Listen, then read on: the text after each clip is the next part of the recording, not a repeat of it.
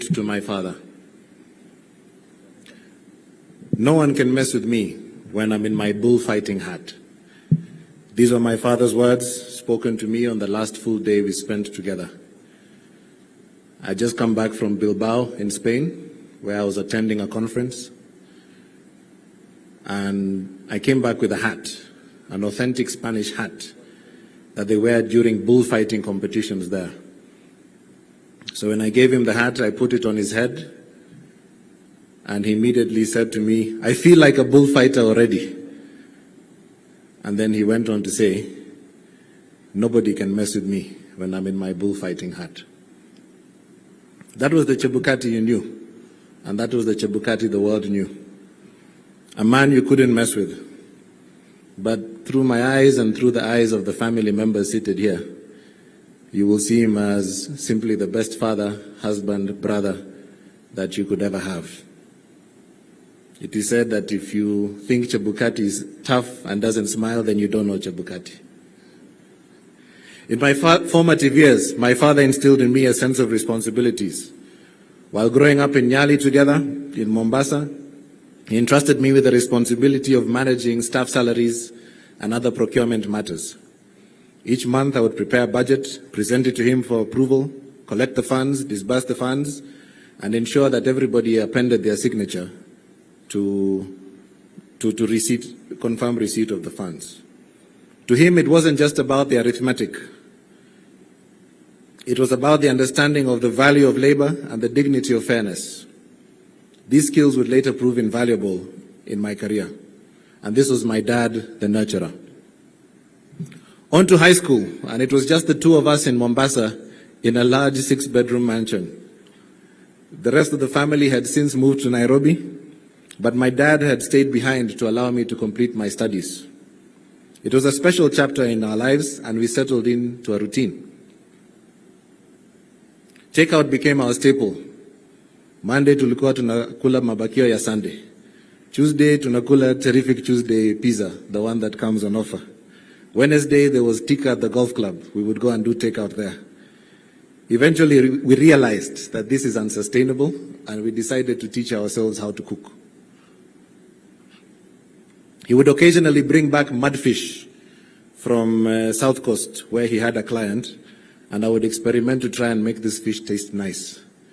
For those who know mudfish, perhaps, Speaker, you might know, it is quite frankly the most horrible fish you can ever eat in this world. But together, we made a meal out of it, and he would cook ugali and I would cook the fish. But the point was never the meals. The point was the conversations that we shared over dinner every night. This was his way of guiding me. It was never forceful, but gentle, trusting, and with room for me to grow into my own choices. And this was my dad, the companion.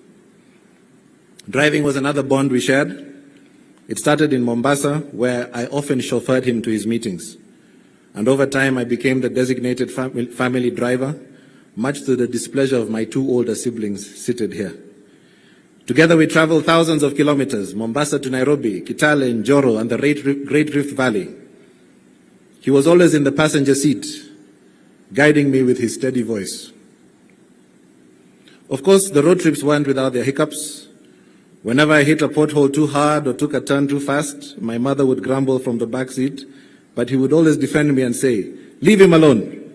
If I was driving, it would be much, much worse." And that was my dad, the unwavering supporter. A believer in my dreams. Later, I joined USIU Africa for a degree in applied computer technology. Upon graduation, I immediately secured an internship and then a job. However, when I sat down with him one evening at the Royal Golf Club's 19th hole, and Your Excellency, PCS might advise you what the 19th hole is all about, I told him I was resigning for my job. Initially, he was annoyed. He was wondering, how dare you resign before you get a new job? But when I told him I was going to pursue a master's degree, he lit up and the concern went away. He immediately supported me, buying me an air ticket, preparing my school fees, and giving me my blessing, giving me his blessing. This was my dad, a champion of continuous learning. While at Carnegie Mellon, he kept close tabs on me, regularly popping in during his work trips. He was proud of me when I was elected to serve as vice president of the Student Guild, and I was sworn into office the same day he assumed office as chairperson of IABC, and coincidentally the same day that President Donald Trump assumed office as President of the United States. Perhaps there's some similarity there. One time when he and my mother visited, he asked me to invite a few friends over, and 15 people showed up. They all wanted to see Chairman, and they were from all different nationalities at the university. Later in life, when he completed his term in office, they gifted him a stick, and it is this stick that he has used in his retirement as a symbol of his love and adoration for the African continent and for the gift that was given to him in Rwanda. When I started my business in Rwanda, we needed some money to secure some office space, and so my father gave me an interest-free 12-month loan of Kenya shillings 620,000. When we repaid him back 1 month early, the bank that we both banked with flagged this transaction. They said that this transaction is suspicious because I am the son of a politician. Of course, you all know that Chebukati was not a politician. Later on, the same bank refused to open an account for another one of my businesses. And when my dad heard of this, he went together with my mom to the bank and they began closing accounts helter-skelter. This was my dad who never allowed his family to be mistreated, and you couldn't mess with him. As I grew into business, I would regularly consult him. He would challenge me to go after more, do more, and market myself. After all, he had run a successful practice for over 30 years, so he knew a thing or two about business. Another evening on the 19th hole, after visiting the 19th hole at the golf club, he decided to escort me home, and I was excited that my father would finally get to see where I live. So I invited him, I showed him around, nikamwambia ona mzee kuna TV kubwa pale, ona mzee kuna sofa, kuna fridge, and he was, he walked around and he never said anything. Then we went on to the balcony and I told him that I've secured clients and I'm doing very well and, there's this much in client billables. He looked at me and he simply said, "Iyo ni kidogo, you need to double your income, you need to do better." As time went on, my hard work was recognized and I was invited to Carnegie Mellon University in Pittsburgh to receive an award. This is an award given to less than 100 alumni of over 100,000 globally. My father insisted on coming with me and he insisted that we're going to fly in business class together. During that trip, my professors were proud to meet him, but it is in that trip that we noticed the initial symptoms of his illness start to kick in. Even after his first surgery, his dedication never wavered. I had the privilege of staying with him in Germany for a few months after he recovered. In those months, we took daily walks, brainstormed on his talking points, and prepared for his upcoming engagements. The engagements which I have elaborated on in his eulogy. The only difference now that it was once again the two of us, is that instead of eating mudfish, because there was no mudfish in Germany, we upgraded to eating salmon. And that was a good thing for the two of us.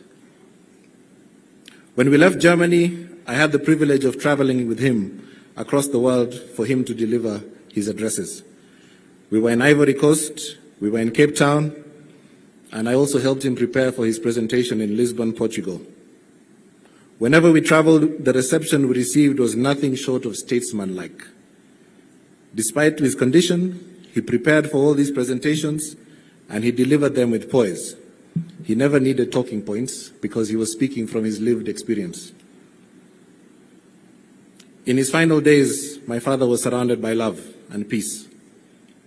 We rallied resources for his care, we safeguarded his well-being, and we made sure that his family was always by his side. Indeed, no one could mess with him, not in life and not in his final moments. Rest well, Dad, I will carry your lessons with me forever and keep your bullfighting hat safe, a symbol of the wisdom you wore so effortlessly, the strength you carried with quiet dignity, and the path that you charted for me to follow. Thank you.